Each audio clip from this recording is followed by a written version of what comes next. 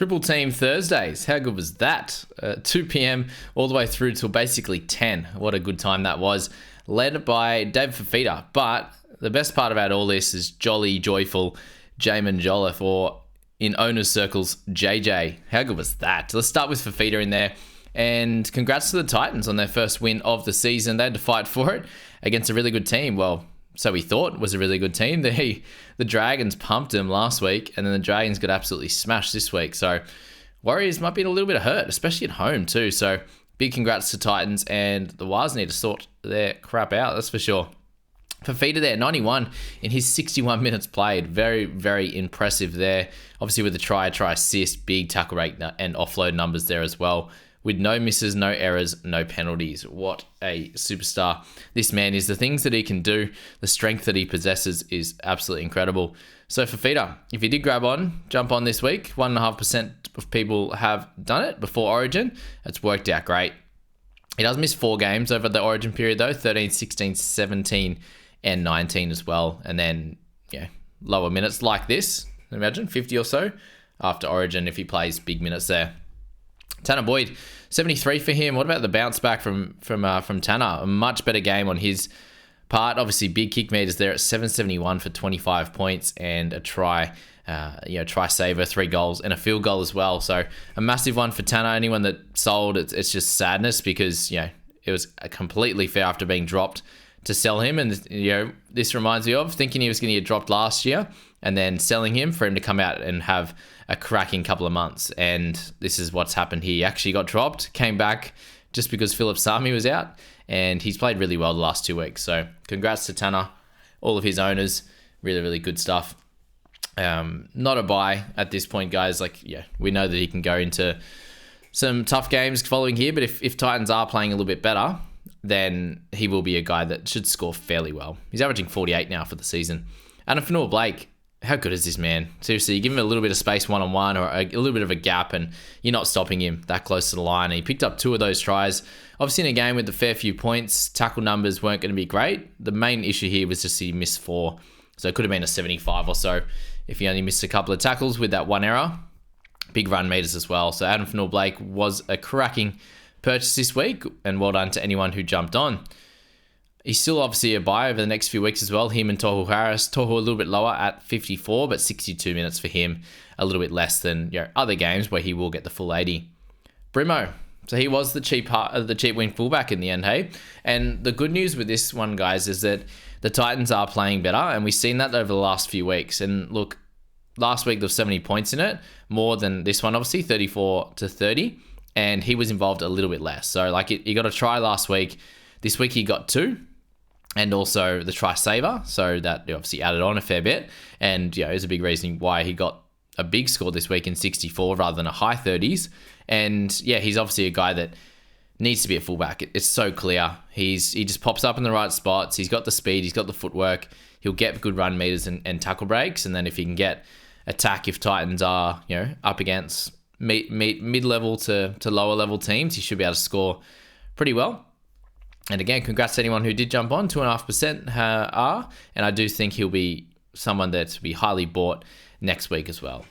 He'll obviously play 14, 16, and 19 as well through the bye period, so he works out well. If you don't need around 13 wing fullback, you can also cover half as well.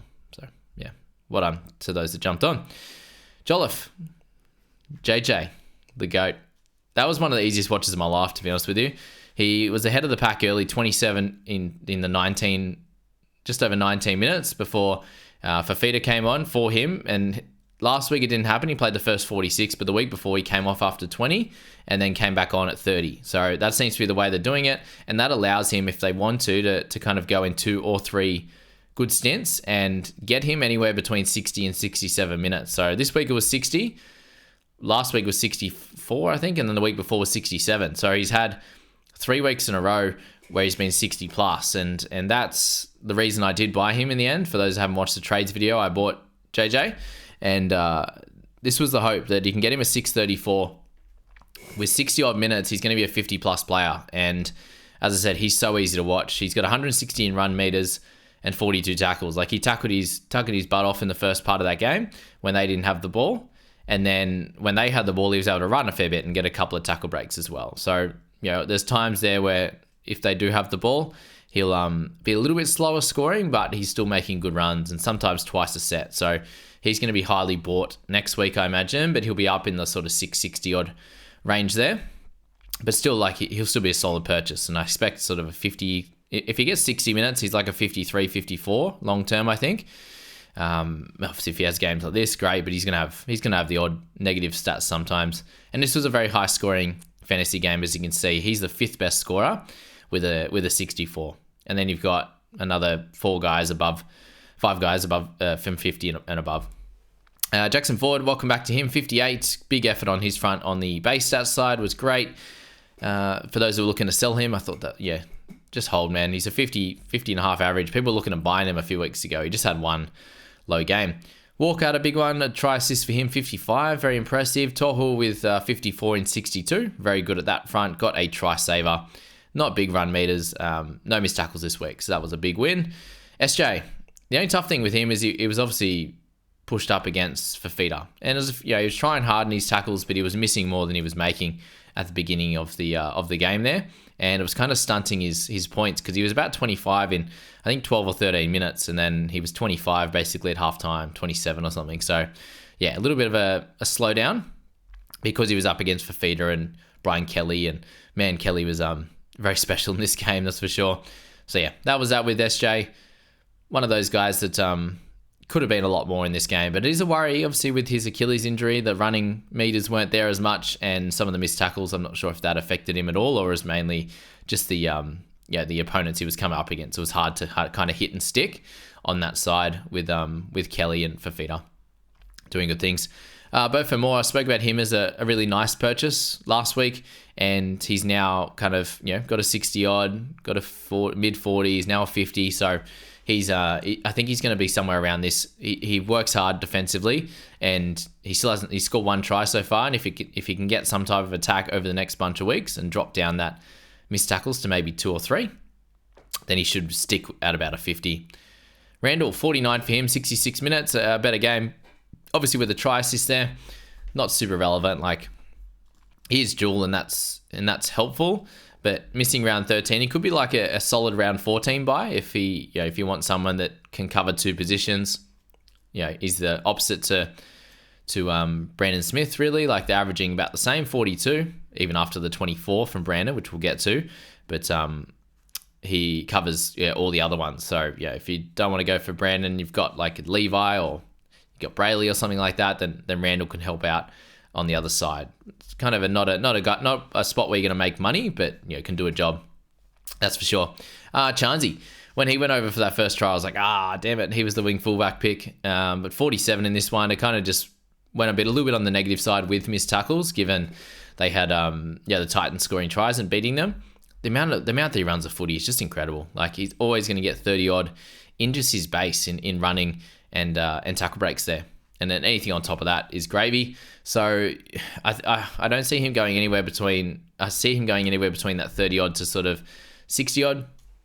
It's just where that lands every week. And 47 it was this week. Obviously needed a try for it. So there's that. How frustrating was the Roger situation there? You had that try, and it was only because play plucked it out of the air off SJ as well.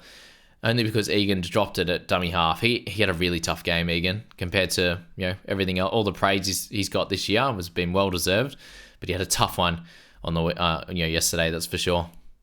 So Rogers 42. I still think, guys, that he's a clear hold. Like, these are the games that you're going to get from him. He's going to get his tackle breaks. He's going to get his run meters, some tackles, and in this case, it was 1 line break, and it should have been a try as well for a 50. Just wasn't to be. And if you're getting 40 to 50 out of Roger on a weekly basis, and he is dual position, he plays 14, 16, 17, 20, like, very durable as well for the most part, touch wood. But he's great, and I don't see him, like, at 42, it's not the best score in the world, but it's not bad at all. Kelly 42 just had an incredible game. Very proud of his efforts for sure. Defensively, no missed tackles either. Yes, had 2 penalties, but and an error, but he got 2 line break assists. One that led to a try, and then one which is crazy that he only got, thank God he was an offload for it, but he got 6 points for that run, 7 with a bit of run meters. But he set up that try for Brimson on the back on the inside, and he gets the line break assist of 2 points. How good. How bloody good. That's how it ends up. But anyway, try assist as well. Well done. Barnett, 40, a bit average. Shows why he's not a clear buy. Aaron Clark, 39, solid if you own him. Wade Egan, just a frustrating one, as I said. Didn't have his best game at all. Hardly ran the footy. No attacking stats. 50 tackles was good, but obviously missed 6. Got 16 in negatives overall.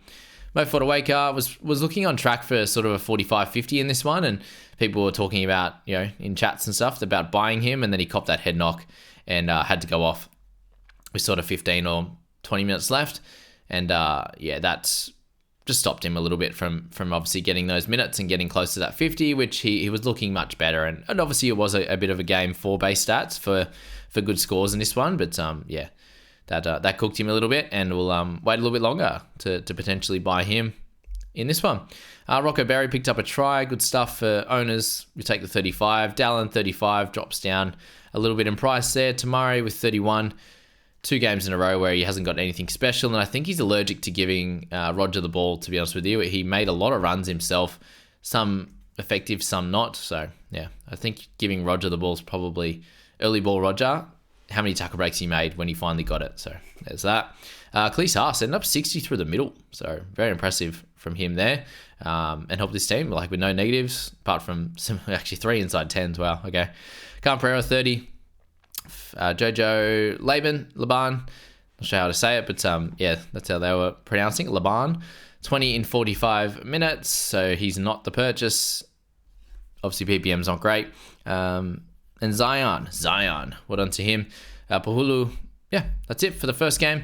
Let's move to the next one. Man, these 3 games, so high scoring. 51 in the first one, 78 in the second one, 74 in the third. So you obviously wanted some attacking players in this. That would have been delightful, and by goodness, we got that in this one with the four top scorers being Roosters, 4 players over 70. And I wanted to shout out Walker, Watson, Butcher, and Crichton. All had absolutely incredible games. Really stood up, played the best games of their season so far. And Walker, let's start with him. It was 10 goals, try saver in there as well. 2 try assists there. Good kick meters, 3 forced dropouts. He was absolutely everywhere. For someone that ran the ball 17 meters to get 90 points is absolutely incredible. So congrats to Walker. People are looking at him as a good buy over the next few weeks once his price continued to drop. But the 90, there's no drops no more. That's for sure. He's going to go up. And even after the 90, he's averaging 39.7. So he was down to a 30, which shows that he had an absolute shocker to start. So there you go. Good stuff for him. People will look at him, but obviously make sure you have a look at your round 14 buy situation and go from there. But if there's anything to go by, Terrell May, he's going to be a bloody sell, isn't he? Crichton, 86, incredible. Back to some of his best work, getting easy offloads, tackling well, running the footy. The odd error, the odd penalty and stuff, but what he provides on the other side of it is just too good to pass up. A line breaker try is a try as well. He was everywhere. He's doing great things. 86 there. If you don't have him, you're missing out. It's 23.7%. I know he's 80 odd percent or something in the top 1,000, top 5,000, but it should be 100 because he looks back to his best. It's great. And people are calling for his origin head, but I do think that you got Olakwa too. You've got Murray that could play out on the edge. There's too many different things. I think before Crichton, you'd have to do it for a bit longer than. But if there's a couple of injuries, I think for sure he'd be around it. But let's hope that that's not the case for our fantasy teams. Now, Butcher, 2 tries, 2 try assists, had a cracking game. Didn't have to get it just in tackles this week. So, congrats to him. Dual position, 73. Awesome effort. Would you buy him? I don't think so. You got 50 odd minutes last week. It could happen again this week. I suppose it's the Sorensen type of thing. One of these guys are likely going to get a rest, and it would have been the case, I think, if Egan Butcher didn't end up in the centres. I think likely Butcher would have come off for a little bit. It could have been Crichton though too. We don't know because Butcher was playing great. But Watson, he was special in this game. Out of all that, Radley being out, we thought it might benefit May and a few of these other guys, but they just chucked Watson in there, 80 minutes in the middle. Wow. Either at hooker or at 13. He got 51 tackles for 2 misses, a line break assist there, running the footy, 132 metres. He was incredible. He'll continue to score really, really well if he gets that 13 jersey next week and Radley's out for a little bit. If we hear anything about Radley being like a more than 1 week injury, then Watson could be a play for sure. But it's just so frustrating in this game that you've got the couple of guys that are really highly owned in Smith and May, the ones that are just not benefiting at all with minutes, that's for sure. And then it was Satilli as well. It was Siwa Wong.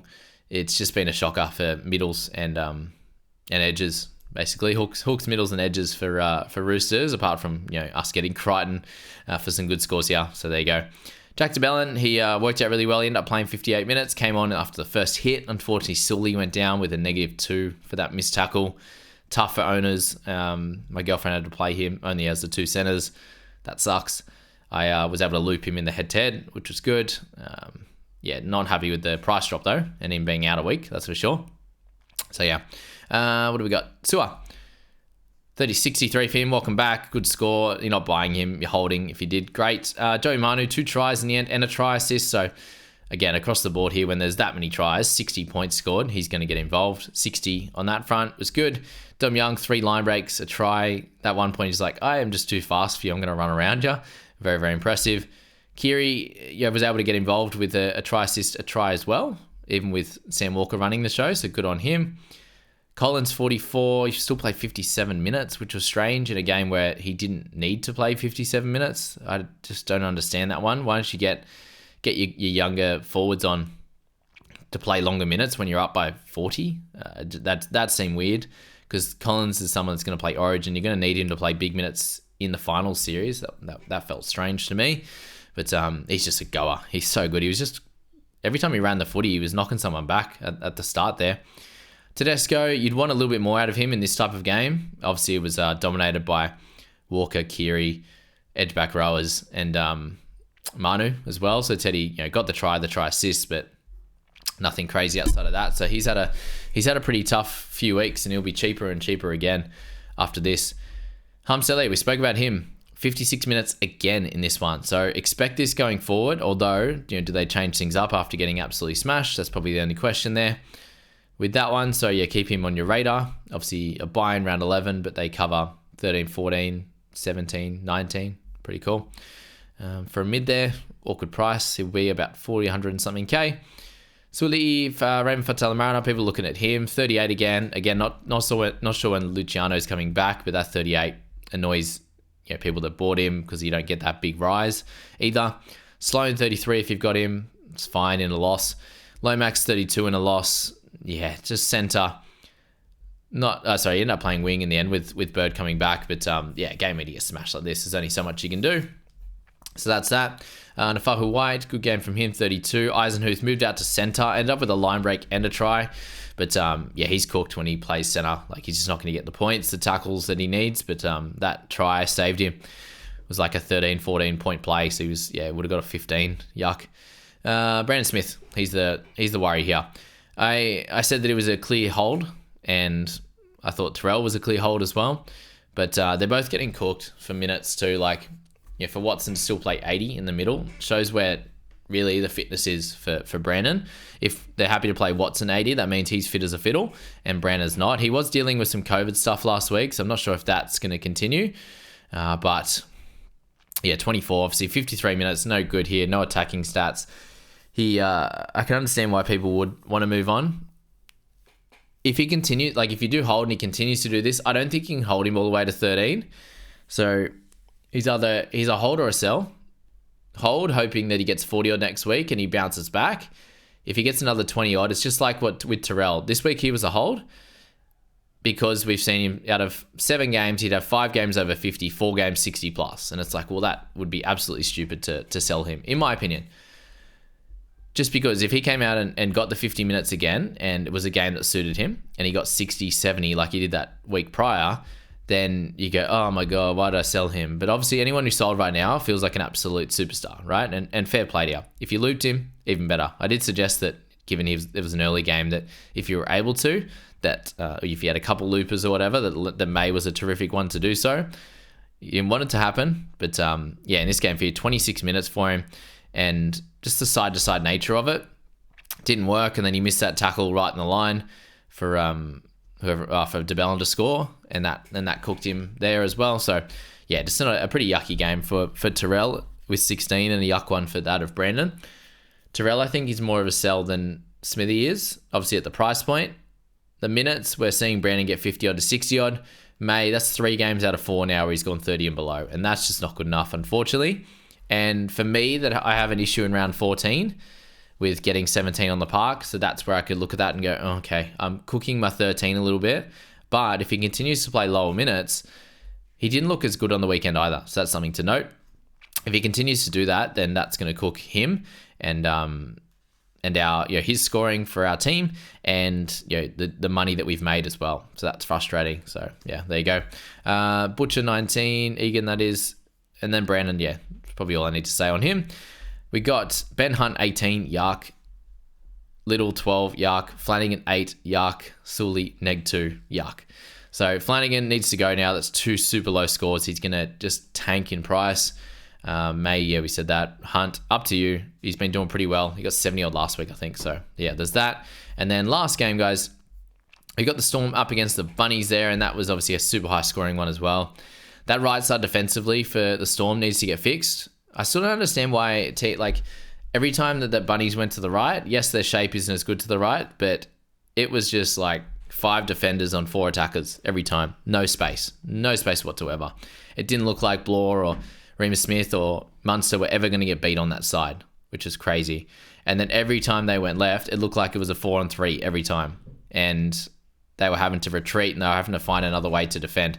Just shift your defense over. Why is there so much coverage on one side each and every week, and there's no coverage on the other side? As I said, 4-on-3 compared to 4-on-5. Just wild how that happens. And just make a change. Just make a change. You can start that way and think, oh crap, we're a bit short on this side. Let's shuffle over a little bit. And if they beat you on the other side, then you're like, okay, maybe they're too good for us and we just can't defend. But there's not even close to it on the other side. Anyway, rant over. Munster, 91. He's back. He is back. My goodness. That was incredible. If they use 70%, New South Wales are cooked because there's obviously some room for him to improve. He took on the line plenty. He wanted to run, plenty of times. He got 2 out of in goals as well. Pretty crazy. 4 try assists and a try to go along with 9 tackle breaks. So his shiftiness was there. Incredible work from him. I still don't think you can buy, but if you own him at this point, the 2.7%, you're cheering. Murray 70 in this one, doing everything he can again. I know that one they passed it I think it was Walker just passed at his feet, and it's just like, bro, just that look that he gave, what are you doing? But they got smashed in this one, so not good. If you held on through it, 70 is cheering, happy days, 12% still own him. Good stuff, hold him all the way through to buys now. And then Grant, 60. So the attacking stats were there. You obviously didn't have to tackle too much, still missed 3, got an error and a penalty in that time. So yeah, that's what happens, I suppose, when you're in everything. But the try assist, the try, all good things for Harry. 60 points on that front. We'll take it. The hooking position is dire at the moment, so 60 is great. We'll take it. I was hoping for a little bit more with the attack, but I said in a game like this with 74 points, tackle numbers aren't going to be great. So really it would have just been if he had 0 or 1 missed tackle, could have got into a mid-60s at best. So there you go. Jerome Hughes, 2 try assists, a try saver for him. Tried to tackle really well. They were getting beat on that side, and he was kind of the guy making the cover tackles, so that helped. 1 miss, 18 makes. Happy days for Jerome there. 59, he's the alternative. He doesn't play around 13, but he's the alternative half at the moment for sure. Pappenhausen, 57. I was having a funny debate with one of the boys in the private group, and he was a bit frustrated. Pap had 2 tries, and he was on 30 odd. I think 34, and then he picked up an offload or something like that. To 38. He was a bit frustrated, and it was 15 minutes to go. And I was like, bro, if you're selling Pap now, you're selling everyone. You're going to run out of trades by about round 15. And 2 seconds later, he got the turnover tackle try saver on the line. I was like, bro, he's going to get 60, you watch. And anyway, he finished on 57. He's like, I apologize. So that was funny. But yeah, Pap's just, and these type of games, it's one of those ones where you can score at any point, and he also doesn't have to do too much. He's going to be there and score tries, and he did everything he could to score tries. And then he had Warbrick drop that one Pap caught it beautifully on his bootlaces and then passed it off to Warbrick. Yes, behind him, but just catch the ball. He's been really poor this year, Warbrick, and they need to sort that edge out for sure. They're all making tough, not great decisions on that edge defensively, but he's kind of making errors and in attack and defense at the moment. So yeah, but Pap 57, happy days. They've got the Titans next week, which won't be the same type of scoreline, but it'll still be free flowing in attack, that's for sure. Eli Katoa, a bit all over the shop in this game. 3 errors, a missed tackle, got just a bunch of enough attacking stats to do really well. 56. Blory got the early shower. Sad on that front, but 72 minutes could have been a lot more. Obviously, they're 48. Happy with that effort. Like again, he wasn't going to get tackle numbers in this game. It was very side to side, very much down the left hand side, obviously. And that Chan moment. Chan came down with the ball after a bat back, and he had 2 blokes in front of him, looked over to Blore, who was open 3 meters from the line, and goes, nah, and then just goes for the straight in front of him into 2 defenders, and Blore's like, bruh. And then Chan scores after anyway. It's like, bro, you got your try anyway. Yeah, but that would have been a nice little line break try for Blore to get just over 60. So anyway, 48, very happy with that. 48 and 56 over the last 2 weeks since owning him, for a nice 52 average. He was priced at sort of 40 when I bought him, so it's massive. Very, very happy with the 48 on that front.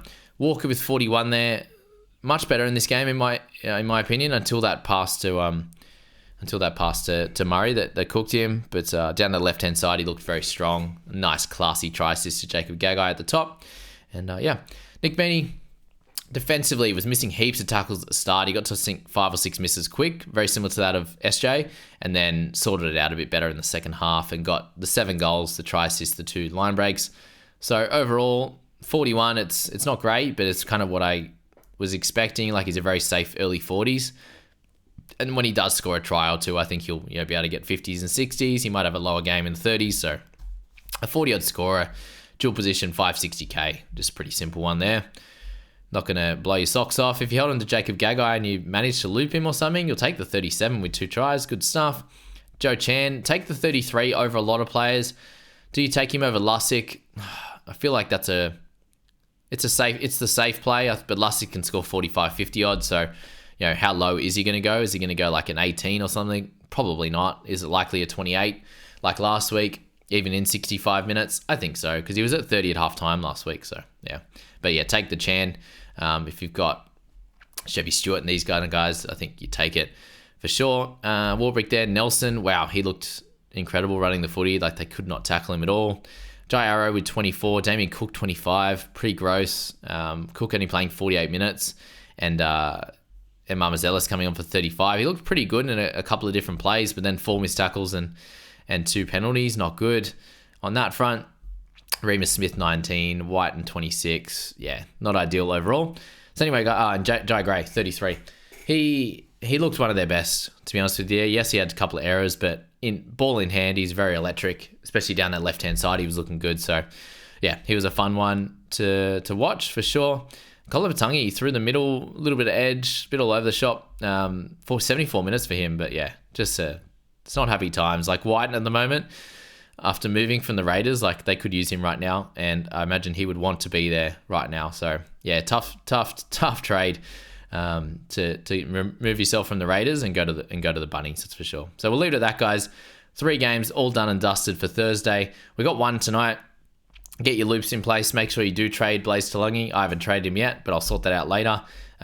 Looks like we got a little bit more positive news for not for the Dolphins, but for Trey Fuller, with Hammer. They're hoping for him to be back by just before Origin. So hopefully a game or 2 before Origin, I think, is best to make sure that he does make it, which I think he will. So excited by Fuller. He's the guy I'm going to be trading in, and I wish you all the best of luck with your trades for this week.